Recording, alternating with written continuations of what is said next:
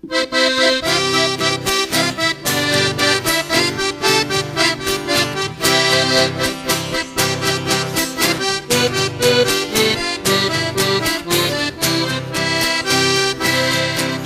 contar uma triste história que um certo dia aconteceu.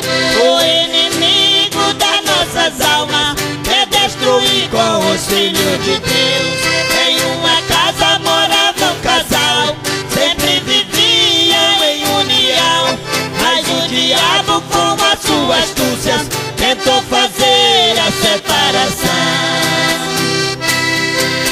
O homem ia caminhando quando um gato ele encontrou. Com amor tomou em seus braços, pra sua casa ele levou. Mas não sabendo que era o diabo que nesse gato se transformou. Chegando em casa com o gato, a confusão ali começou. Chegando em casa com o gato, a confusão ali começou. Alá, gaiteiro!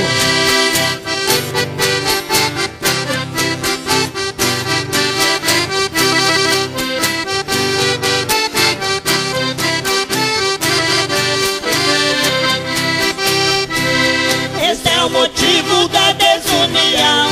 Com sua astúcia, diabo fazia. Gato comia se ele tratava, se era ela ele não comia. Dizia o homem pra sua mulher: o meu gatinho tu não tratou.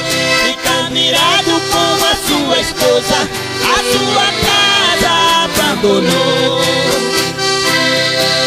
E vendo que era o diabo, pra sua casa ele voltou.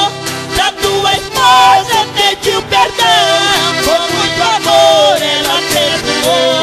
Nesse momento foi se perdoado, envergonhado o diabo ficou. Este lar teve que sair, o sangue de Cristo que nos guardou. Este lar teve que sair, o sangue de Cristo que nos guardou.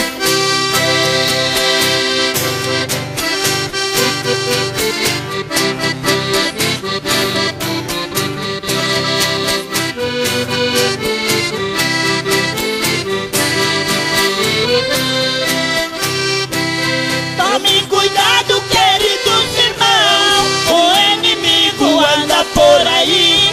Diz a palavra que ele veio ao mundo para roubar, matar e destruir.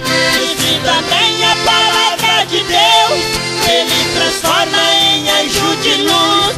Graças a Deus que somos guardados pelo precioso sangue de Jesus. Graças a Deus que somos guardados pelo precioso sangue de Jesus.